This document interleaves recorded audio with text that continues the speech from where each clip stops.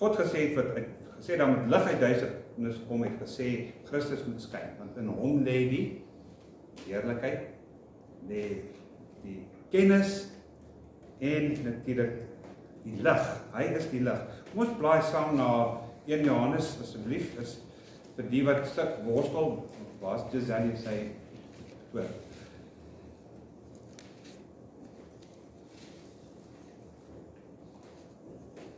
Die apostel Johannes, ons gaan vanoggend lees van vers 1 tot 7, want ek gaan net daar stop. Ons gaan volgende keer kyk na die res van die hoofstuk.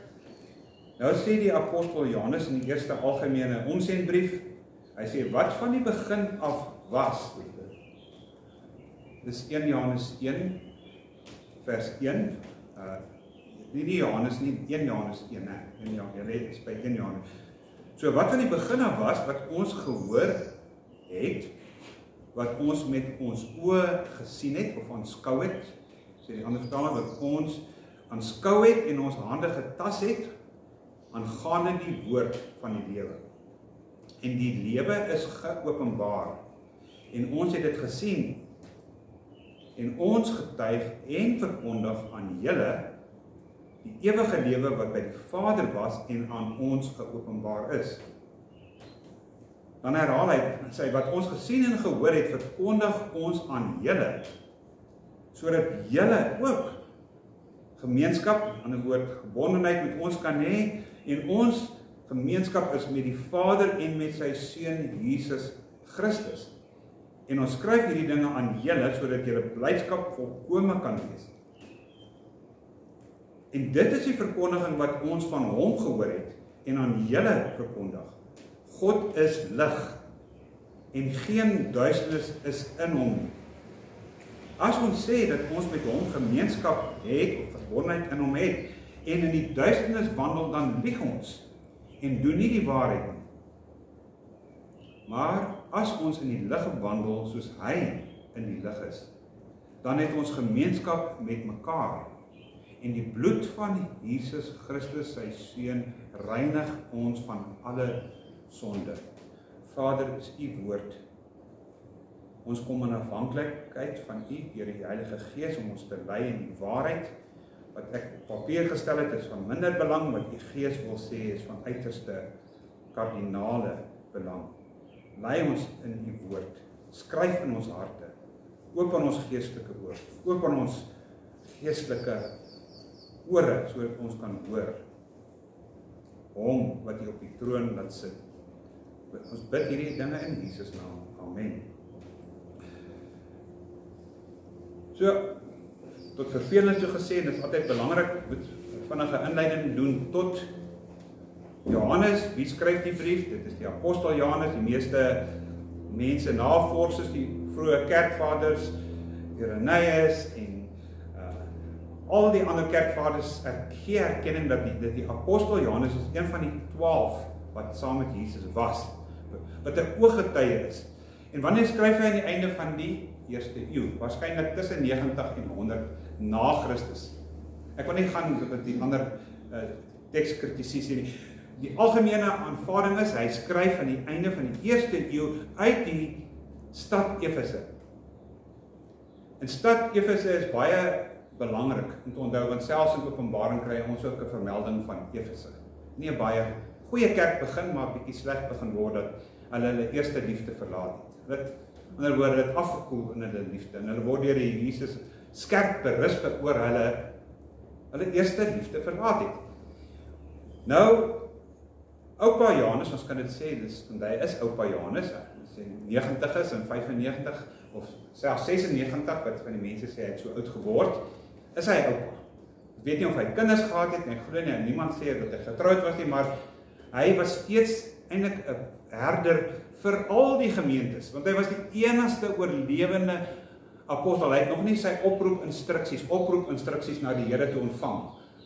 Ons weet hy was in Openbaring opgewees, 4 was hy op, maar hy is nog nie opgeroep hemel toe nie, soos Paulus het hy ook 'n begeerte gehad, Here, wanneer gaan jy my wegneem? Ek glo nie, Johannes het daar gesit en gesê, wow, Here, spaar my nou nog 30 jaar, want die ons glo in die Ou Testament, ons moet 120 jaar oud. Spaar my nog 30, Here, wys vir hulle dit waar is. Ek 120 jaar. Kry mos die mense wat dit verkondig in kerke. Ek glo binne in Johannes het hy begeerte gehad om na Jesus toe te gaan. Soos Paulus sê, ek wil uitwoon om by hom in te woon. Dis my begeerte. Maar vir julle onthawe mag die Here my maar hier hou. Ek is nie selfsugtig nie, ook nie Johannes nie. En ons weet soos elke mens, die Here het 'n bepaalde tyd, ek het verlede week gepraat van expiry date, klink bietjie kras. Elkeen het 'n vervaldatum. Ons elkeen het 'n tyd om gebore te word, sê Salomo, en 'n tyd om te sterf. En Johannes het geweet nie 'n nano, wat is die kleinste, nanosekonde, nie 'n nanosekonde voor daardie tyd wat God bepaal het, of 'n nanosekonde na die tyd sou hy opwaarts gaan om by sy Here te wees nie. Ons persoonlik glo dat hy hierdie 3 briewe is die laaste wat geskryf is, anders sê nie Openbaring, ek glo anders, ons sê dis we beg to disagree, want hy weet, uit Efese is daar 'n dringende oproep om aksie te neem.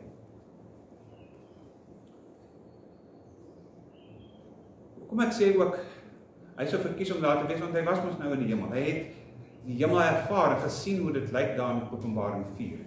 Ons weet nie presies, soos ons sê, dit kan simbole wees, maar dit is inderdaad indrukwekkend in die hemel. As jy wil weet hoe lyk die hemel, moenie luister na hierdie mense wat sê hulle was in die hemel. Gaan lees wat sê Johannes in Openbaring 4 aangaande die hemel. Dit is die waarheid.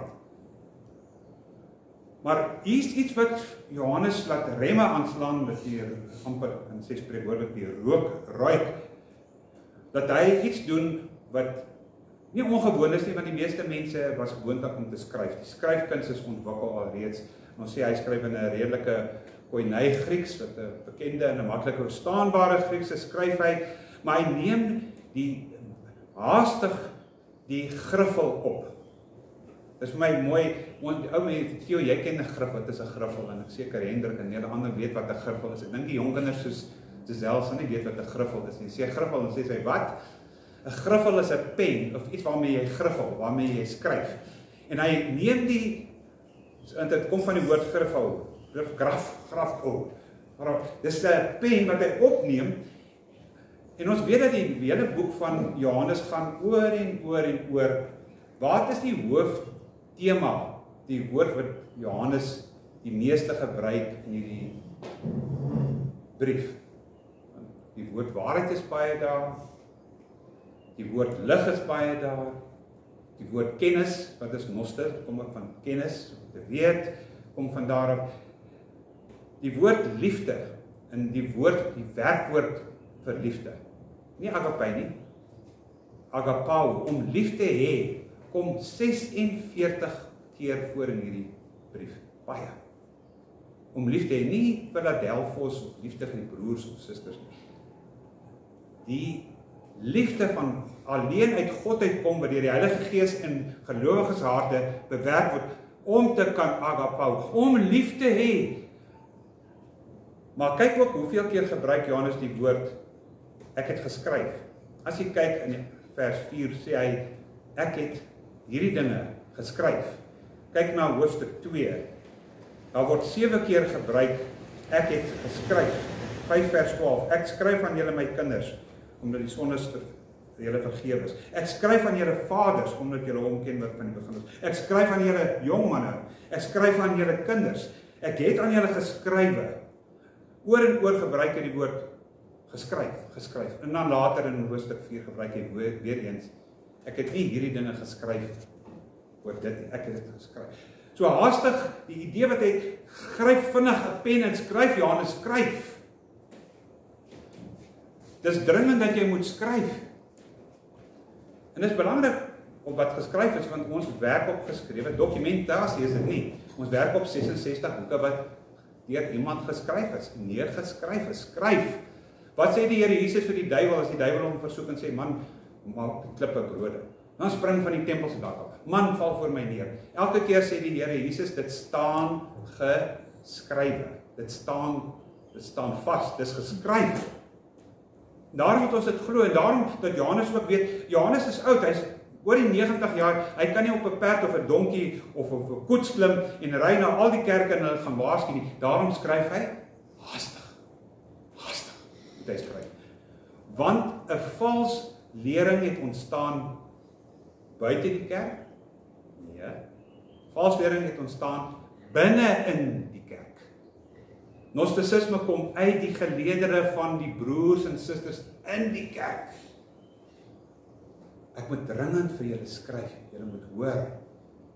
Voor ek sterf, hoor wat sê die oorspronklike geskrifte.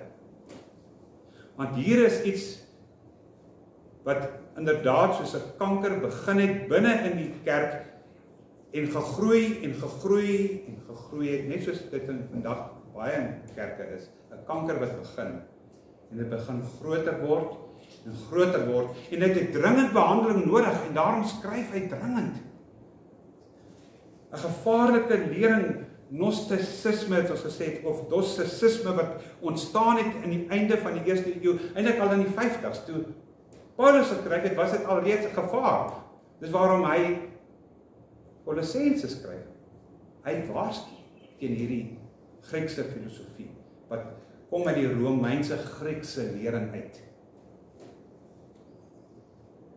Ons reeds gesê het, die wat die boodskappe geluister het, dat Cerinthus, wat Paulus se grootste aardsvyand was, wat hy geglo het, as hy in 'n publieke bad is, dat die dak op hulle sal val as Cerinthus in daai publieke bad inkom, het geleer dat Jesus God geword het, die oomblik toe hy gedoop is. Laat dit jy dink aan vandag se kerke wat nie goed verkondig, Jesus het God geword, ons kan ook soos hy word, want hy het ons God geword, en toe hy sterf aan die kruis, Islam, het hy, die God het hom verlaat, hy is weggeruk.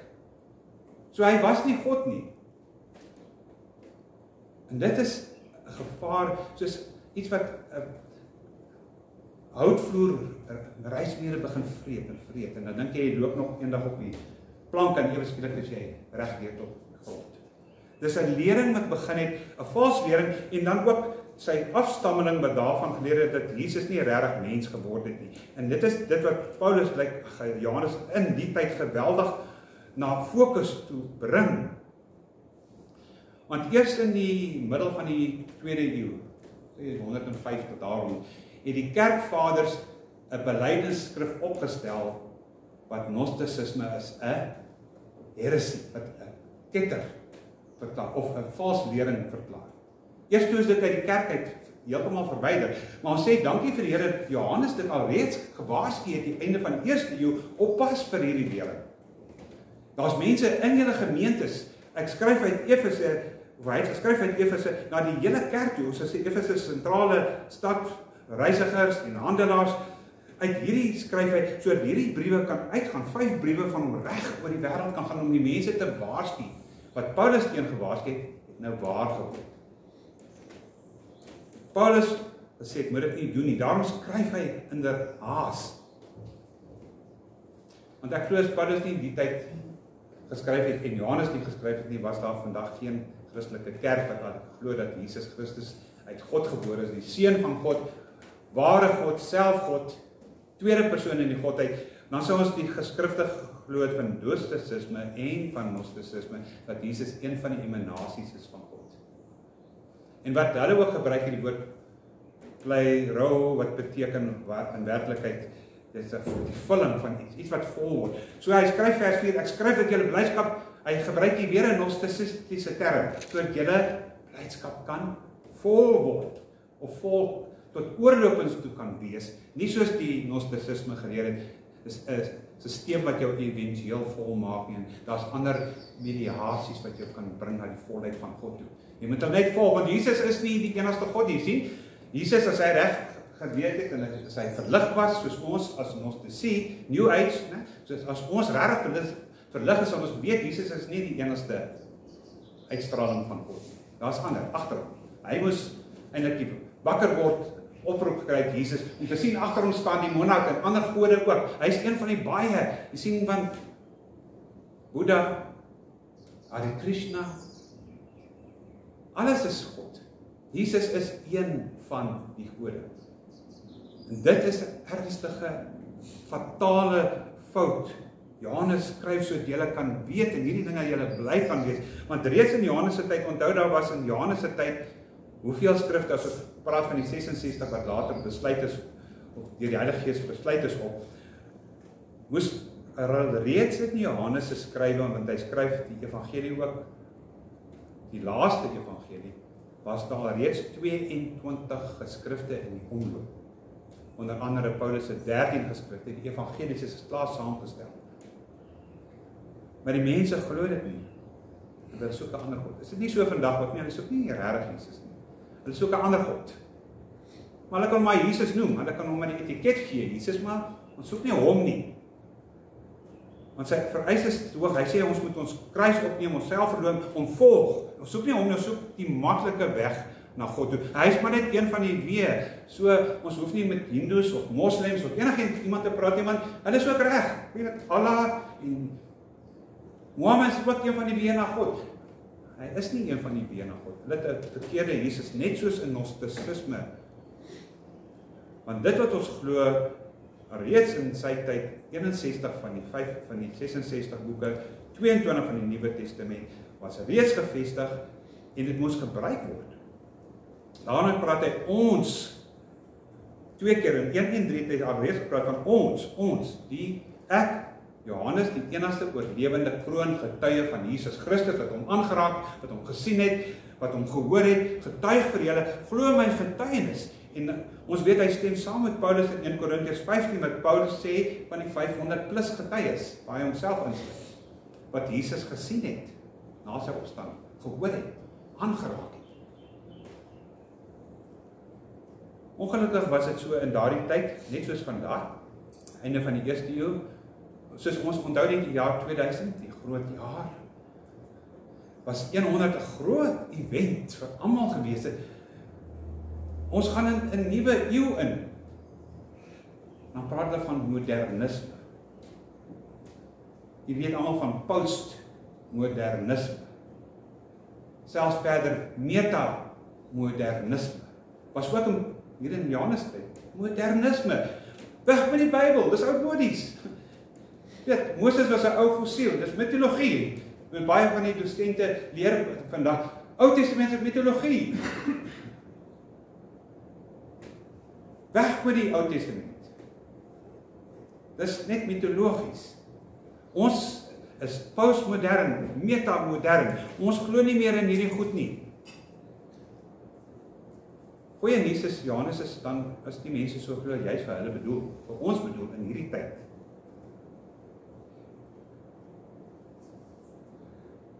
En Johannes wat hy doen, hy kan 'n woord gebruik wat die polisie ook gebruik het in die jaar 2016 het die polisie gesê, ons vernuwe. Generaal Petros was die provinsiale kommissaris in my tyd, en hy was 'n goeie kommissaris, hy is amper soos die een wat nou daar is, die een wat gekla het oor alles. Maar die kommissaris het besluit, back to basics. Wat dit beteken is dat alle mense wat onder die wet 68 van 1995, die polisiewet aangestel is, gaan ook saam terug na die basis. Wat beteken dit dat selfs kapelane en maatskaplike werkers en sielkundiges moes uniform dra. As jy onder die polisiewet en jy wat hulle noem 'n pen pusher het, jy is administratief van aard of human resource, moes jy uniform dra. Sigbare polisieering. Dis een van die back to the basics. Die polisie gerig. Ons gaan terug na die basis. Polisie is polisie. Johannes vat ook hier back to the basics. Kom ons gaan terug na die geskrifte toe. Kom ons gaan na die Ou Testament. Kom ons gaan na Paulus se geskrywe. Ons kyk na Lukas, ons kyk na Petrus, Jakobus, Judas se geskrywe. Kom ons kyk. Ons gaan terug na die basis. En die kerk moet teruggaan na die basis. Dan praat ons van die geskrifte. Sola Scriptura, ons moet sê, ja, ons stem nie saam met Luther nie, hy is sola Scriptura nie, ons gaan nie die pad wat hy geloop het. Maar Johannes wat ons gesien, wat ons gehoor, wat ons aangetas het, wat ons gevoel het met ons hande, verkondig ek, die woord Evangelo is dieselfde as die Evangelo. Ek verkondig aan julle die evangelie, die goeie nuus. Wat is die goeie nuus? Bly altyd dieselfde, dit verander nooit nie. God word vlees. Die tweede persoon in die Godheid neem vlees aan. En hy kom woon onder ons. Hoekom? Twee groot redes, daar's baie redes. Om God sigbaar te maak, sodat ons God kan sien.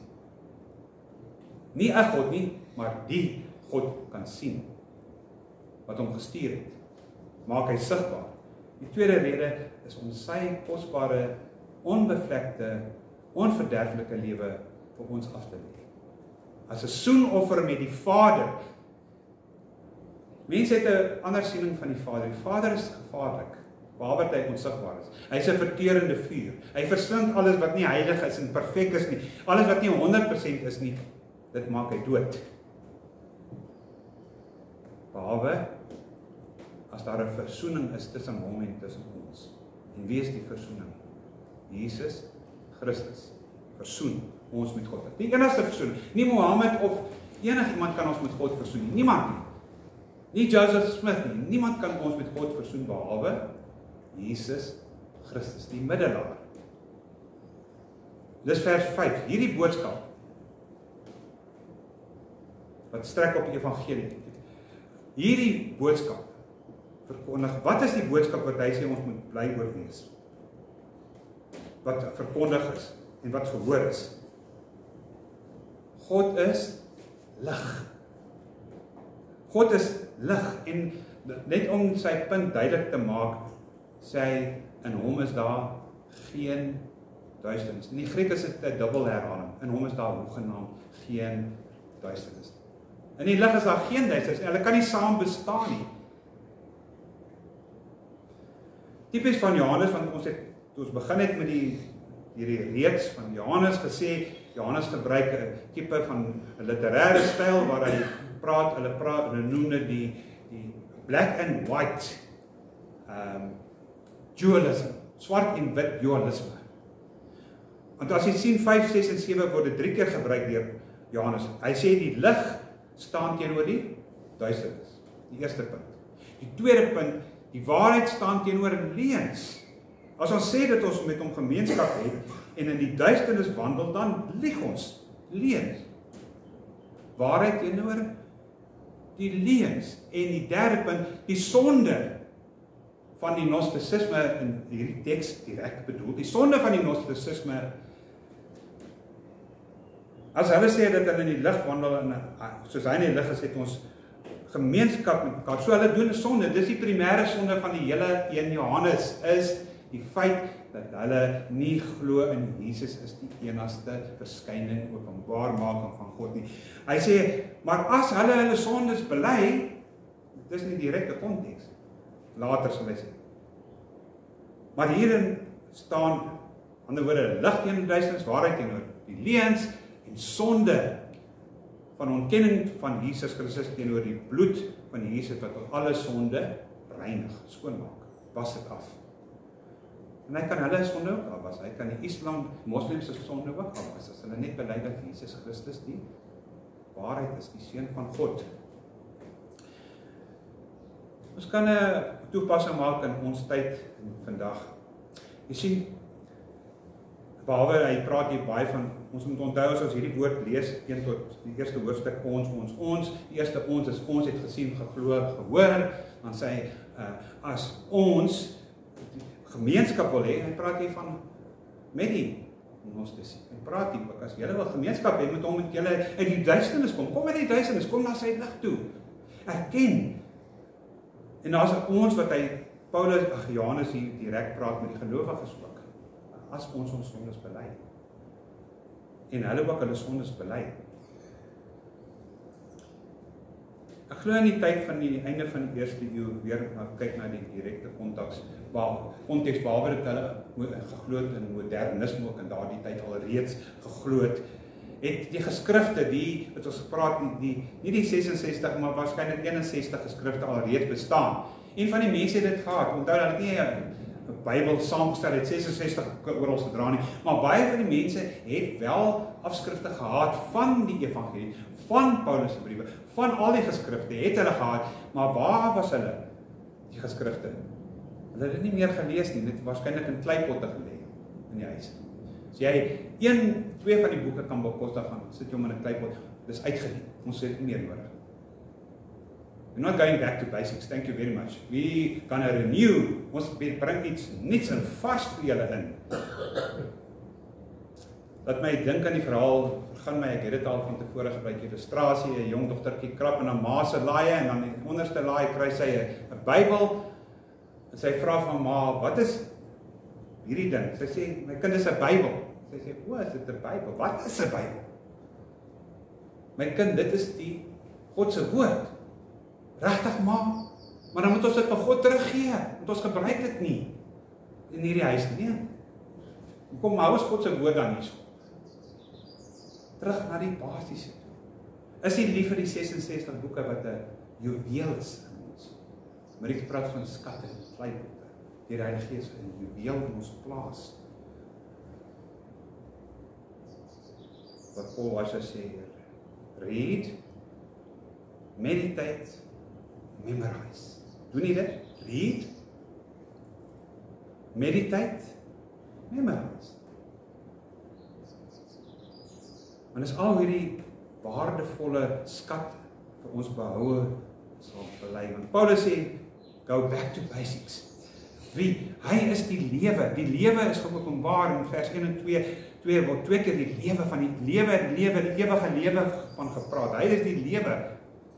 Hy, die woord van God, die eerste, die hoof, maar hy is die eerste en hy is die woord van die lewe. Die fokus moet bly op die lewe, want die Gnostici het nie lewe gehad nie, hulle is in die duister, so hulle het nie lewe gehad nie, en lewe en ligwerk loop saam, hulle is vriende. Kyk vir my asseblief, as jy wil, na Lukas 9 vers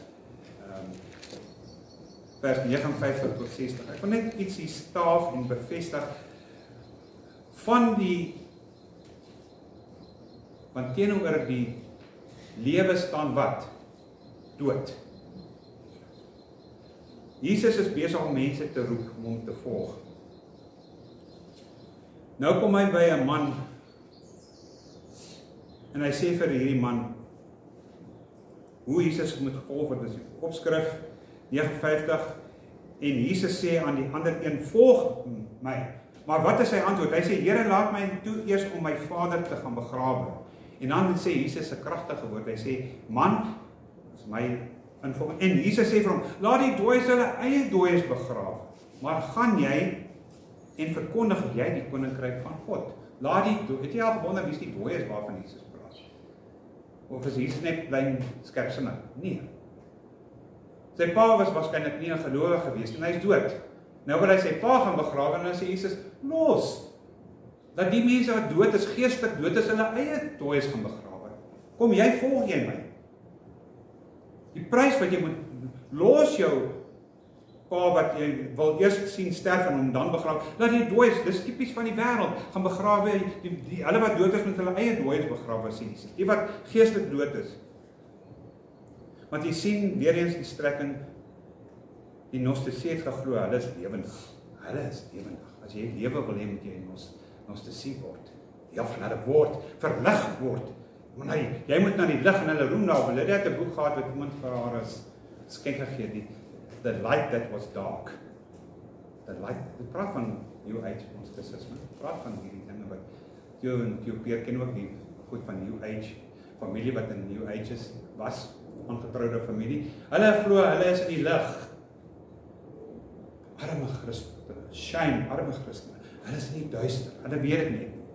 Hulle moet verlig word. Daar is net een lig. Daar's net een manier om by die lig uit te kom. En wie is die lig? Die Here Jesus Christus is die lig. En dit moet ons glo.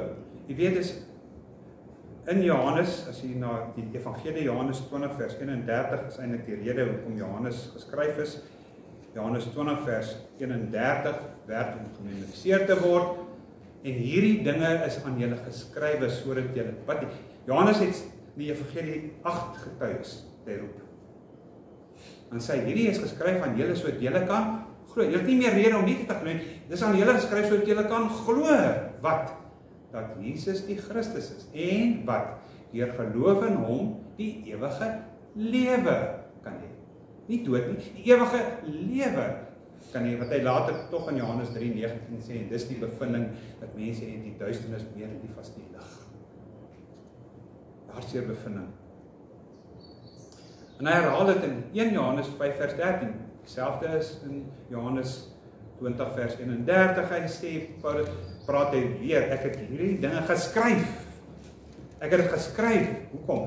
Sodat julle, aan wie ek hierdie brief skryf, wat mislei is deur die gnostisie en die docetisme, ek het geskryf sodat julle kan weet dat julle die ewige lewe het. Kan ons weet dat ons die ewige lewe het? Ja, Johannes sê dit ons. Ek het geskryf sodat julle kan weet julle het die. Die klem lê op gnosticisme, weet, bewussyn, bewuswording, het geskryf sodat julle kan dit inderdaad weet. Want hy is die lewe, hy in die lewe was die lig, en hy bring dit aan boord. Ons kry dit in Genesis 1, jy kan blaai so toe, of jy kan my toelaat om daarna te verwys, God bring uit wat? Lig. Wat is die eerste ding wat God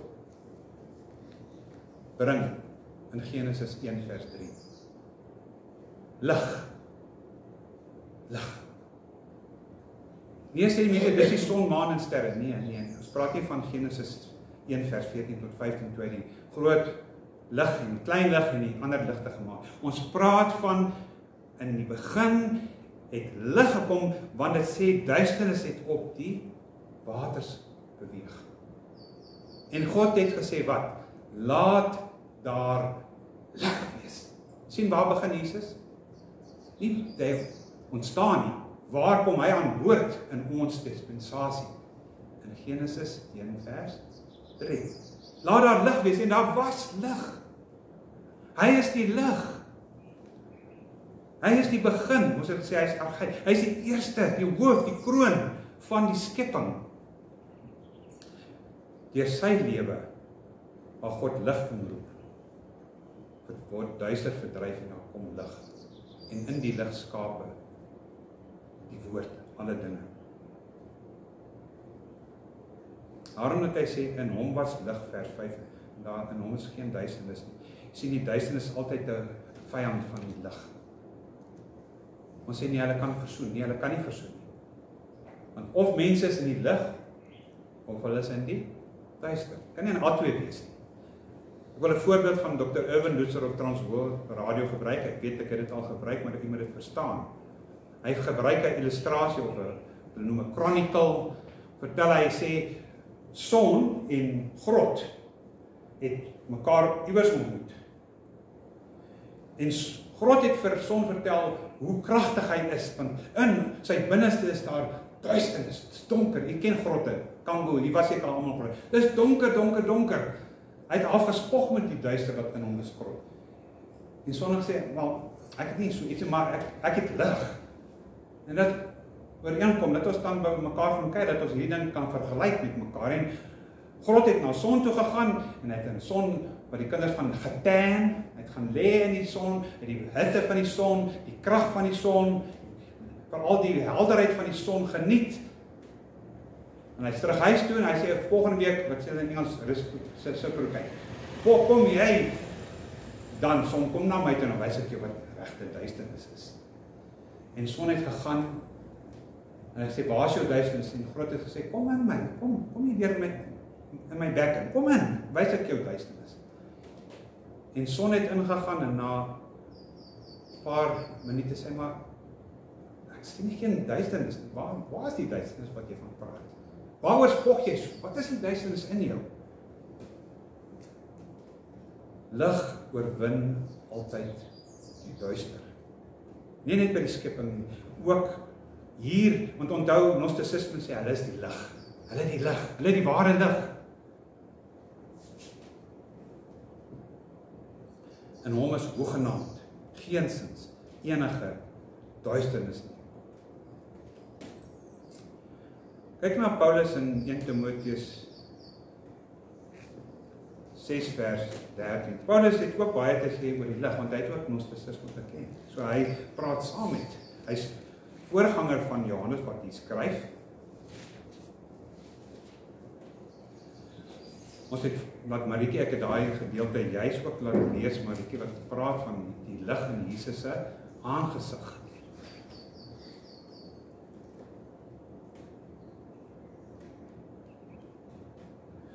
Hier praat Paulus 1 Timoteus 6.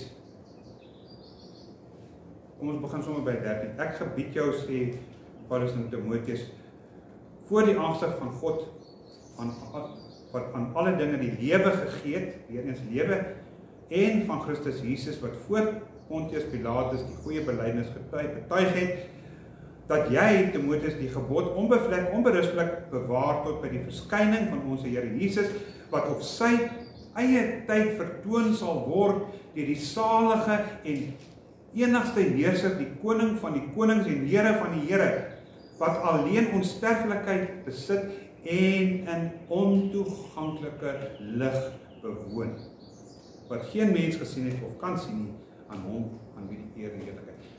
God is woon in ontoeganklike lig. Dis waarom niemand hom kan sien nie. En Christus bring daai ontoeganklike lig en hy maak dit sigbaar, tasbaar, hoorbaar. Hebreërs 1 vers 3, dit sê hy, wie is die onderwerp? Jesus. Hy is die uitstraling van die heerlikheid. Ken Hebreërs 1 vers 3. Hy is die uitstraling.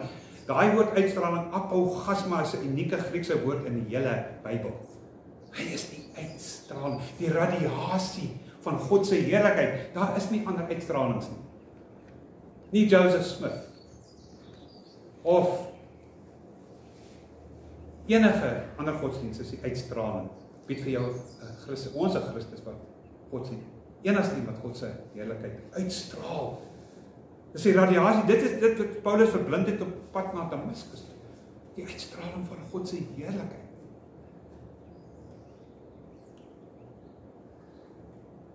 Die belangrike vers van Paulus, daar's geen ander emanasie behalwe Christus Jesus, die uitstraling van God se heerlikheid, die volheid en oorvloedigheid van God, waarmee mense gevul moet word, die ware Pleiroma. Maar beide Paulus en Johannes gebruik hierdie woord, Pleiroma, die volkomenheid van Jesus Christus wat deur sy Gees in ons woon, want Jesus en die Vader woon in ons deur sy Gees. Die volheid van God, daar is nie 'n ander volheid nie. Dit is waarvan Johannes dan praat hiervan. Sal volgende keer kyk meer in detail na die waarheid. Waarom is die waarheid belangrik? Ook in Johannes en hier ook die waarheid wat hy aanhoudend herhaal. Kom ons doen ter afsluiting 'n applikasie. Die groot gevaar van gnostisisme is nog steeds by ons vandag. Glo dit of nie? Sê nee, dis lankal in die tweede eeu dit tot niet gaan. Nee, dit het nie. Dis soos wat is die communistische wat noem 'n slogan? Long live, long live. Kerkvaders nog, ons is ontslaaf van gnostisisme. Ons het dit uitgeskryf in ons belydenisgeskrifte, geloofsbelydenis. Dis nie meer daar nie, gnostisisme is nie daar nie. Jammer. Lewe nog in die jaar 2025. In allerhande vorms. Long live gnosticism is dead. Long live gnosticism. Want ons het vandag ook 'n evangelie wat die Here Jesus baie minder maak as wat hy is. En ons kan nie bekostig om eers 'n nano minder te maak as wat hy is nie. Want dan gaan ons teen die wil van God die Vader. Want alle godsdienste wat ons vandag kry, Islam, Hindoeïsme, Shintoïsme, Hare Krishna, jy noem dit, kom uit gnostisisme uit.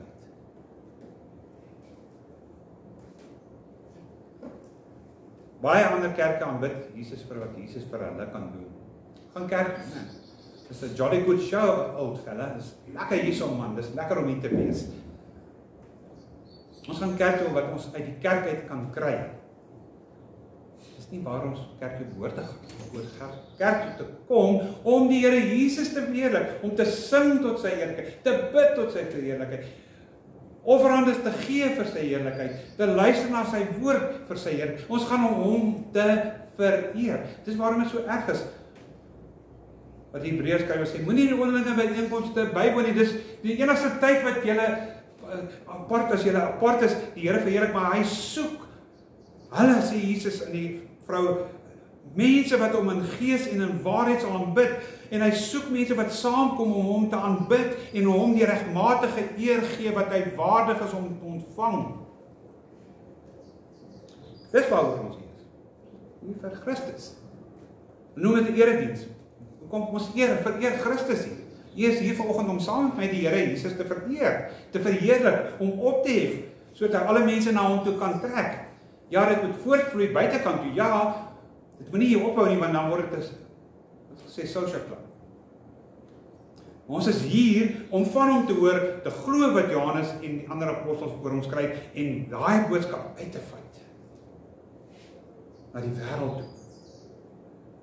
'n Liefde vir hom. Die aanhef van die wet. Hoor o Israel, die Here julle God, Shama Israel. Die Here julle God is 'n enige God. Wat begin hy mee?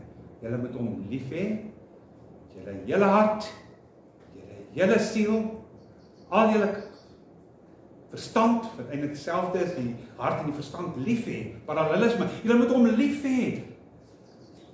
Luister na sy waarheid, want waarheid en liefde loop saam. Hulle is ware vriende. Liefde en waarheid. Die Heilige Gees bewerk in ons. Kom ek sluit af. Wat doen die Heilige Gees? Wat is sy werking? Sy hoofwerking in mense se lewe? Ja, hy kom om te oortuig van sonde, geregtigheid en oordeel, maar hoe doen hy dit? Ek gee 'n voorbeeld. Ek weet ek het ook op 'n plaas groot geword. Ons het net gaslampe. Daar nie net olielampe, ons het gaslampe gehad. Maar dan gaan lê jy om te was. Jou ma sê gaan skrob, moet jy gaan skrob. Dan kom jy terug want jy het nou lekker halfuur 'n lekker sonna gehad in die bad. En dan staan jy op en dan gaan jy, dan sê jou ma, het jy gewas? Het jy gebad? Is jy skoon? Ja ma, wat doen sy? Kom hier. Kom hier. Sy vat jou na die lig toe. Wat doen sy in die lig? Sy ondersoek jou. Sien, jou hande is nog vuil. Jou voete is nog vol bruin. Nog nie gewas nie. Wat doen die Heilige Gees? Hy bring ons na die lig.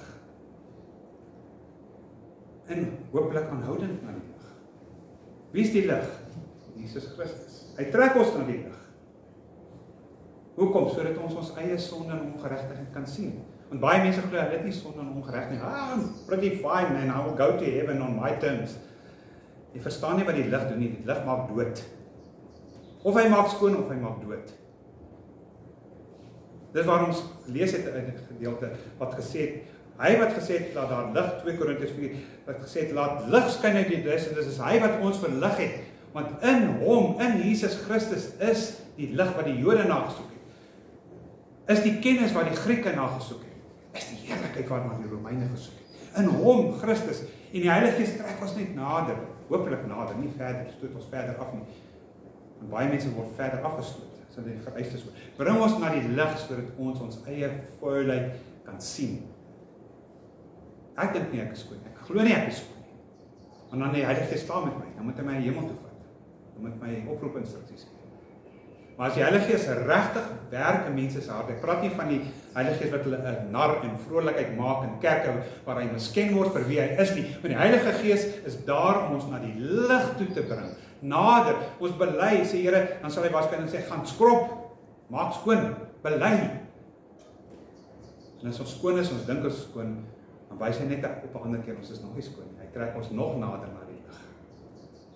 Daardie lig hou aan om ons te oortuig tot ons aanhoudend gewas word in bad van die woord. Mag die Here ons help. Weereens, moenie luister na wat 3 sien, jy weet, ek kan daarom baie gorrel, ek verveel seker baie mense.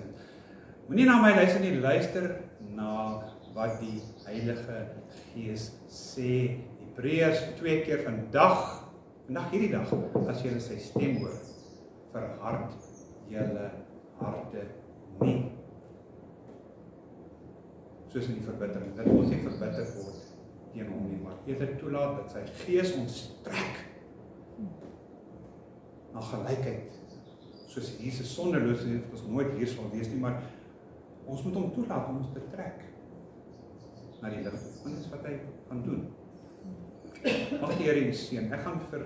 Ek weet, u hoef dit nie te gebruik nie, ek gaan vir u 30 tot 40 sekondes gee, voor ek vir ons saam bid, en u bid self in u hart, deur die Heilige Gees, tot die Vader in Jesus naam, en sê, Vader, ek het gehoor, ek kan 10% gebruik wat Dries gesê het, maar mag ek in lyn kom met die lig, mag ek in lyn kom met die lewe wat verskyn het, en naam was die lig.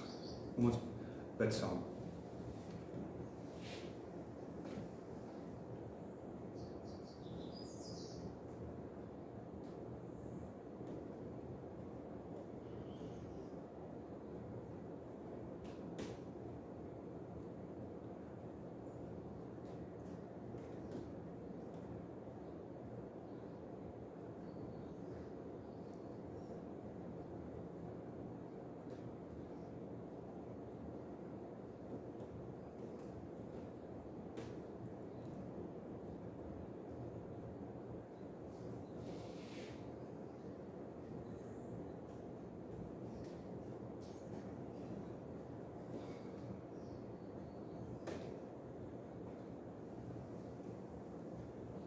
Vader, ons staan almal skuldig voor U. Ons dink, ons het nie te sleg nie, totdat U die lig op ons laat skyn, totdat die Heilige Gees ernstig in ons begin werk. Die Gees van God, wat sal kom om te getuig van U, en ons aan alles sal herinner wat U gesê het, Here Jesus. U wat uit die Vader is, en die Vader in ons kom sigbaar maak het, dat ons weet is 'n verterende vuur van geregtigheid. Want in Christus is daar, Here, geen duisternis nie. Want as ons sê dat ons nie in die duisternis nie, en ons wandel in die duisternis, lieg ons en mislei ons onsself. Mag ons dit nie doen nie. Seën, Vader, dit, en die mense wat oor die video sal luister, dat hulle ook, Here, onder die oortuiging van U woord sal kom, die wat hier sit, dat hulle opnuut, Here, met hulle oë en hulle harte, Here, Jesus sal sien, in hulle geestesoë, geestesore, U sal hoor en sien en aanbid, want die Heilige Gees verheerlik U en vertel ons van die grootheid van die Here Jesus Christus. Mag ons U niks minder maak as wat die Vader U wil maak. Seën ons dan verder, geef ons krag, verlig ons, verbly ons. Dis ons gebed in Jesus naam. Amen.